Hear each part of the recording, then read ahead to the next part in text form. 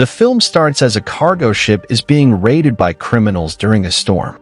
Arthur Curry, Aquaman, emerges from the ocean riding his giant seahorse Storm. He proceeds to mop the floor with the criminals as we hear his voice discussing his life over the past few years.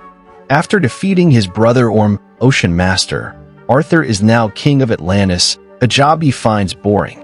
He has also married Mara and they have a son, Arthur Jr. Arthur's parents Thomas and Atlanta also help raise Jr. while Arthur deals with his duties as king and as Aquaman.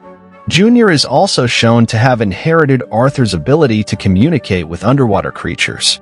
Somewhere in the Arctic, David Kane Black Manta is leading an expedition in his quest for revenge against Aquaman. He is partnered with marine biologist Dr. Stephen Shin and others to locate Atlantis. Shin and another crew member end up falling down an icy chasm. A creature that has been dormant in the ice for a long time breaks its tentacle out and pulls the crew member to his death. David and his men later recover Shin and come across other creatures that remain frozen solid in ice. David goes underwater and comes across the Black Trident. He puts both halves together and sees a vision of a monstrous king, Kordax, calling to David and offering to help him kill his enemy if David frees him. 5 months later, temperatures around the globe begin rising at an alarming rate. Mara brings Arthur before the Council of Atlantis, led by Karshan, to discuss the issue. Arthur believes it is time for Atlantis to reveal itself to the surface world, something everyone quickly disagrees with. Arthur goes to share a beer with his dad and discuss how hard his duties as king are when the others don't see eye to eye with him. In the Atlantic, David is trying to locate a fuel source called orichalcum, which is located in Atlantis and can power up machines made by Shin. After finding the Atlantean reserves of orichalcum, David initiates an attack on Atlantis.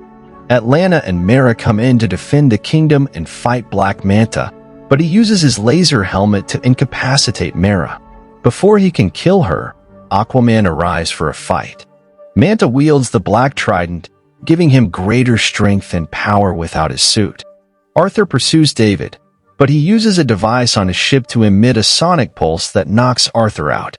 In the aftermath, Karshan tries to pin the blame on Arthur for the attack on Atlantis, and Mara is hospitalized. Arthur discusses with Atlanta and King Nereus how to deal with Black Manta's threat.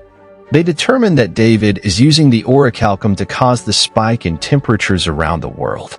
In order to find Manta, Arthur suggests that he needs Orm's help, despite Atlanta and Nereus thinking it's a bad idea to try and get him out of prison. Arthur believes he can trust his brother this time.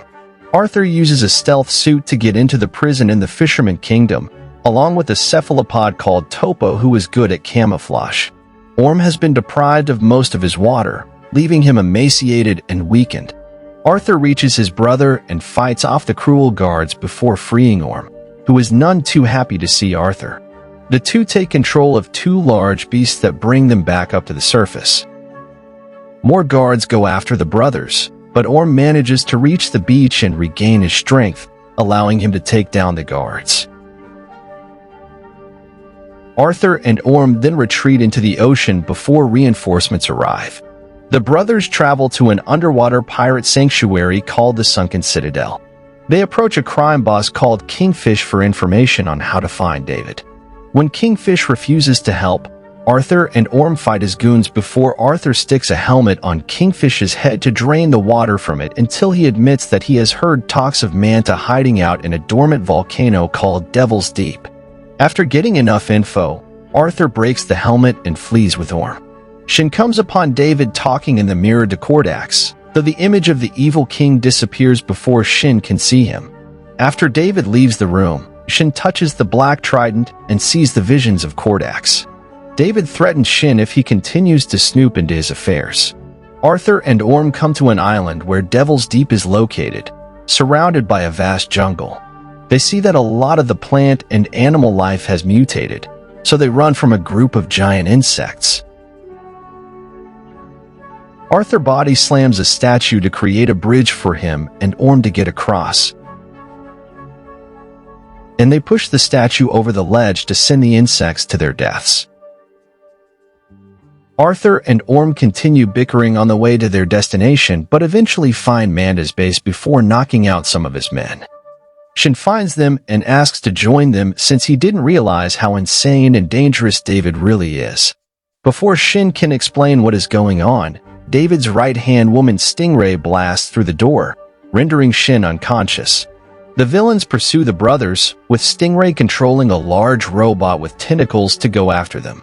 Arthur and ORM work together to take down the mecha before Manta emerges to confront them. They fight him.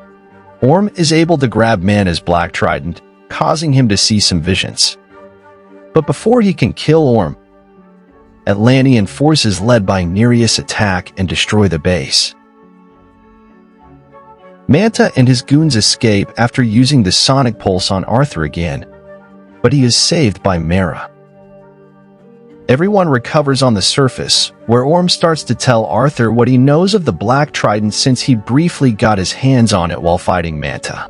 Kordax was King Atlan's brother, who started his own kingdom. Necrus, the titular Lost Kingdom, forged the Black Trident in an attempt to seize control of Atlantis.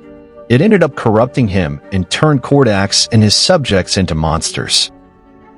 King Atlan defeated Kordax in battle, and the entire kingdom, including him and his army, was magically frozen using King Atlan's blood.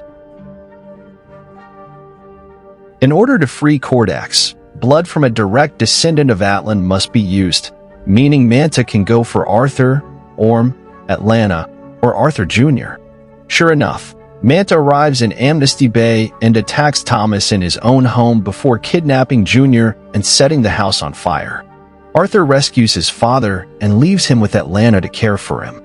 After Shin sees that David kidnapped Jr., he sends a signal to the Atlanteans in order for them to come find them. Arthur joins Mera, Orm, Nereus, and the Brine King to go find Manta.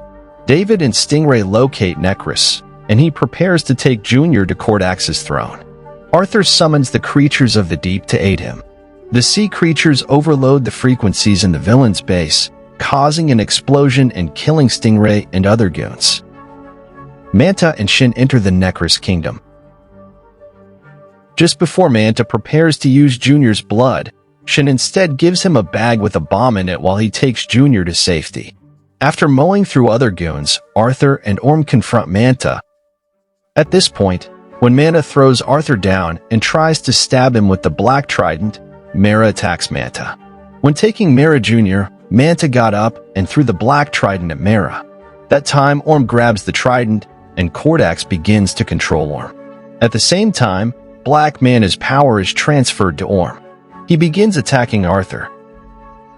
Orm manages to hit Arthur hard enough to draw blood and awaken Kordax. The evil king tries to turn both brothers against each other, but Arthur appeals to Orm's better nature, and the two overcome the possession. Arthur hurls the Black Trident toward Kordax, but he catches it. Orm then tosses Arthur his own trident, which he hurls directly through the Black Trident, causing it to shatter and destroy Kordax. With his death, Necrus begins to crumble. David begins to fall through a chasm, and Arthur offers a chance to save him, but he simply sneers never at Arthur and allows himself to fall to his death. Everyone else gets out. Following their escape, Arthur and Mera thank Shin for saving Jr., while everyone decides to allow Orm to go free by pretending he died in the collapse. Orm bids his brother and mother farewell before swimming away. Arthur returns to Atlantis and makes good on his decision to reveal the kingdom to the surface world. Atlantis rises from the ocean before the whole world, and Arthur speaks before the United Nations in an attempt to unite the land and sea. He then ends his speech by bragging that he is the king of Atlantis and, of course, Aquaman. During the credits, Orm is seen eating a cheeseburger for the first time since Arthur suggested it to him. He then sees a cockroach crawling by. Arthur had earlier convinced him people eat cockroaches, and then adds it to his burger.